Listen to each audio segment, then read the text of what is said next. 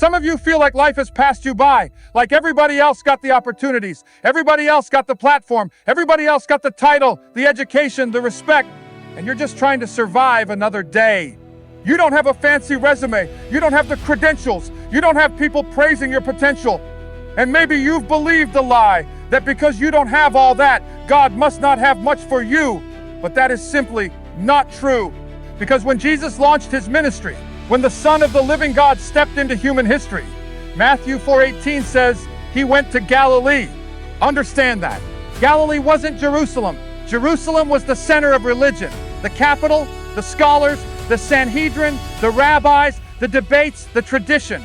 Galilee wasn't the center of any of that.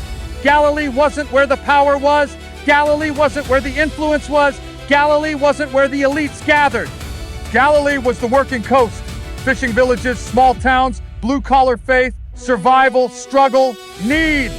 Not the temple, not the prestigious religious schools, not the scholars' debate tables. He went to the shoreline where the overlooked men were throwing nets.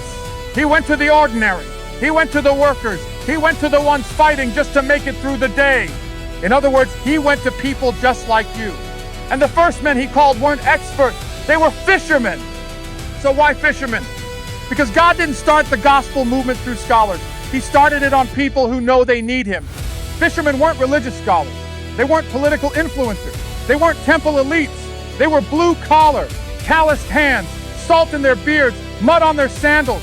They lived one cast away from hunger, and that's who God chose. Jerusalem represented pride. Galilee represented need. And God always chooses the people who know they need him over the people who pretend they don't. You got people trying to argue theology in quiet rooms. Jesus went and got the men who were willing to step into the storm. Matthew 4:19, follow me and I will make you fishers of men. That right there, that's a call. Not to think more, not to debate more, not to polish opinions until they shine. Follow me. That means move. That means risk. That means step out. Fishermen don't stand on shore arguing about fish. They get in the boat. They row out into deep water. They go where drowning people are. That's why scholars couldn't handle it. They wouldn't even get on the boat. But fishermen, they understand the grind. Up before the sun, into danger every morning. Patience through empty nets. Keep casting, keep throwing, keep believing the next catch is coming. That's ministry. That's discipleship. The gospel isn't a philosophy class. It's a rescue mission. You don't study fish.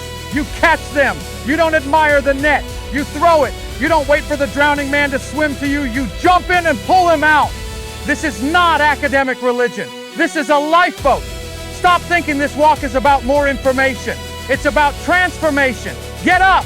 Pick up your net. Step into the deep. Because the gospel isn't for the ones flexing how much they know. It's for the ones desperate enough to go. If he could start the gospel movement with fishermen, he can start something through you today. So stop standing on the sand and go get in that boat.